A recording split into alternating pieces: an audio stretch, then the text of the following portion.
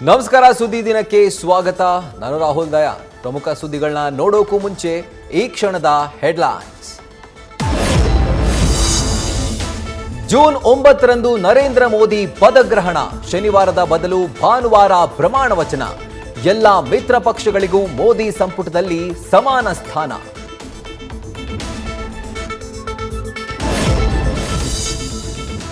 ಕೇಂದ್ರದಲ್ಲಿ ಸರ್ಕಾರ ರಚನೆಯ ಪ್ರಯತ್ನ ಕೈಬಿಟ್ಟ ಇಂಡಿಯಾ, ವಿಪಕ್ಷಗಳಿಂದ ಸಿಗದ ಬೆಂಬಲ, ಅಧಿಕಾರ ಹಿಡಿಯುವ ಪ್ಲಾನ್ಗೆ ಫುಲ್ ಸ್ಟಾಪ್. ಬಲಿಷ್ಠ ವಿಪಕ್ಷವಾಗಿ ಕಾರ್ಯನಿರ್ವಹಿಸಲು ನಿರ್ಧಾರ.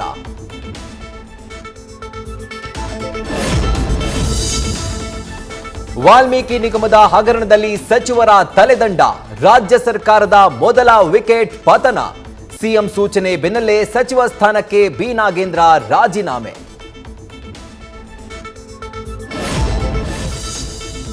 ಅಶ್ಲೀಲ ವಿಡಿಯೋ ಅತ್ಯಾಚಾರ ಪ್ರಕರಣದಲ್ಲಿ ಪ್ರಜ್ವಲ್ಗೆ ಉರುಳು, ಜೂನ್ 10ರವರೆಗೆ ಕಸ್ಟಡಿಗೆ ನೀಡಿ ಕೋರ್ಟ್ ಆದೇಶ. 3 ಪ್ರಕರಣಗಳಲ್ಲಿ ಸಂಕಷ್ಟದಲ್ಲಿ ಪ್ರಜ್ವಲ್ ರೇವಣ್ಣ.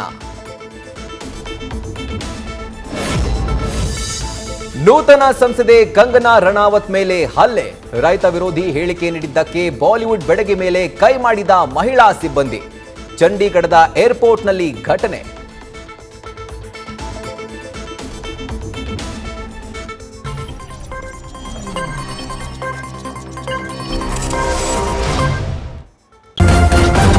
ನ್ಯೂಸ್ ಫಸ್ಟ್, ನಿರ್ಭೀತಿಯಿಂದ ನಿಮ್ಮ ಪರವಾಗಿ.